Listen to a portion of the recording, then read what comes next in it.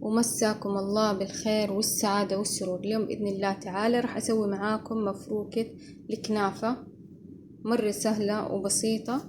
مكوناتها عندي هنا كنافة 400 جرام، عندي هنا زي ما انتم شايفين سكر، كوب سكر، وعندي هنا فستق، كوب كمان من الفستق. عندي هنا زبدة أنا حطيت عليها صبغة أخضر أو لون أخضر، وكمان هنا الحشوة عندي قشطة وجبنة موزاريلا. هنا لازم يكون كوب سكر، بس أنا نقصته شوية عادي، ما حيأثر معايا لأني ححط عليها شيرة بعد كده. المكونات مرة سهلة. راح أضيف الزبدة، شوفوا الزبدة أضفت عليها اللون، هذه مرة أحسن حاجة. يعني لما تحبين تضيفوا لون على الكنافة حاولوا إنكم تضيفوه على الزبدة أو الزيت أو السمن اللي انتوا حابين تستخدموه. بعدين نضيفه على الكنافة زي ما انتوا شايفين، بسم الله الرحمن الرحيم. وبعدين راح أضيف كمان السكر، راح أخلطه، وآخر حاجة راح أضيف الفستق لأنه مو حابة إنه ينجرش مرة كتير. نحن نخلط هذه المكونات. دحين بخلط كل هاي المكونات.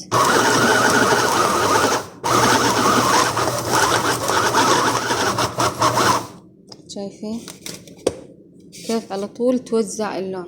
بس هو بوريكم، هي لازم يعني مو لازم تكون مرة ناعمة، بس يعني كده كويسة.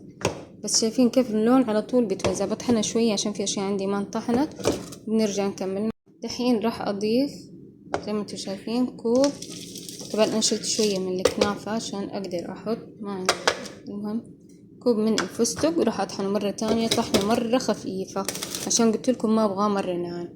تبغاه مرة مخلوط مع الفستق ومرة ناعم تطحنه من البداية، بس كده ترى أفضل، يعني تحسي بحبات الفستق. هنا بعد ما خلصت أضفت كل كنافة زي ما انتوا شايفين. أنا الفستق كذا بحب يكون، في ناس بحبوه مرة ناعم يكون مخلوطة فيها، بس كذا بتحسي بحبات الفستق يعني موجودة. طبعا أنا حطيت بس الكمية هناك بس كذا، ونخلطها. راح أضيف أنا كمان شوية من الفستق. لما يكون ناعم ميزته إنك ما بتضيفي يعني. شوفوا أضفت تكة كده بس شوية، يعني هو لو مجروش أنعم من كده راح يطلع تمام. المهم كده مرة كويس، مش خلاص. راح دحين نبدأ نسويها مع بعض. شوفوا هنا أضفت نصف الكمية حقت الكنافة أو 3/4 بالأصح أضفتها. مفروض صراحة شايفين كنت بسويها لكم يوم العيد الوطني، بس للأسف إني ما فضيت، لكن الحمد لله تم. مشغولة، فأن تأتي متأخرا خيرا من أن لا تأتي.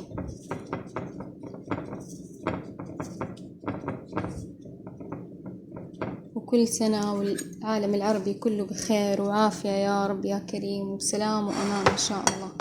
المهم دحين راح نسوي الحشوة هنا عندي قشطة وكمان جبنة موزاريلا، هذه اختياري.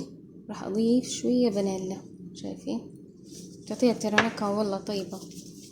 وبنحرك هذه المكونات مرة كويس. هنا أضفت 2 قشطة، أنا بستخدم يا إما القشطة البلدية وفي قشطة طائفية، يعني قشطة الطايف طعمها مرة لذيذ، وفي القشطة اللي بتيجي بالفخار قشطة الفلاحة مرة طيبة. وممكن نطلب من عند حقون الحلويات نقولهم نبغى قشطة يعطوكم إياها.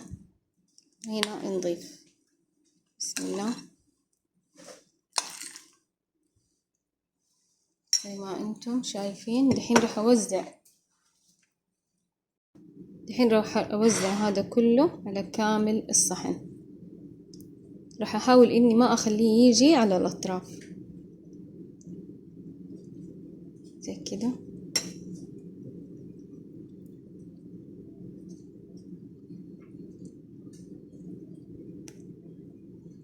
أنا بحب القاعدة شوية خميلة والحشوة زيادة، طبعا انتوا حرين، في ناس لا بحب الحشوة مرة قليلة والقاعدة نفسها حقت الكنافة خفيفة، فهذه اختياري. أنا بالنسبة لي بحب شوية خميلة، بس هي بتسوي أساسا صينية أكبر من هذه تقريبا بشوية. دحين هنا أضفت أنا الخلطة اللي أضفتها قشطة وفانيلا وكمان جبنة موزاريلا. بحب أحيانا نحط كده من الوجه جبنة موزاريلا، يعني شوية فلسفة، بحسها كده بتعطي الجبنة شوية مطة أكتر.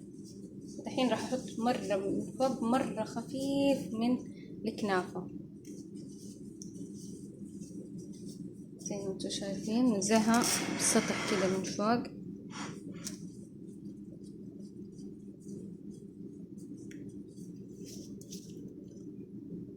هنا بعد ما خلصت كل حاجة خلاص خليتها من وجه، دحين راح أدخلها الفرن من تحت وفوق. أنا صراحة بحطها على الرف الأخير درجة حرارة 180، وعندي شيرة راح أضيف شوية من الشيرة لأنه فيها سكر. وبس راح نشوفه لما أدخلها الفرن. طبعا الطبقة اللي محطوطة فوق مرة نحيفة مرة. ودحين راح أدخلها الفرن من تحت ومن فوق. أنا ما أبغاها تتحمر مرة، تاخد تحميرة مرة خفيفة عشان أحافظ على اللون الأخضر. واستودعنا الله. هنا بعد ما خلصت معي الكنافة طبعا أضفت عليها الشيرة، والشيرة حسب رغبتكم انتم كيف حابين، وصحتين وألف عافية.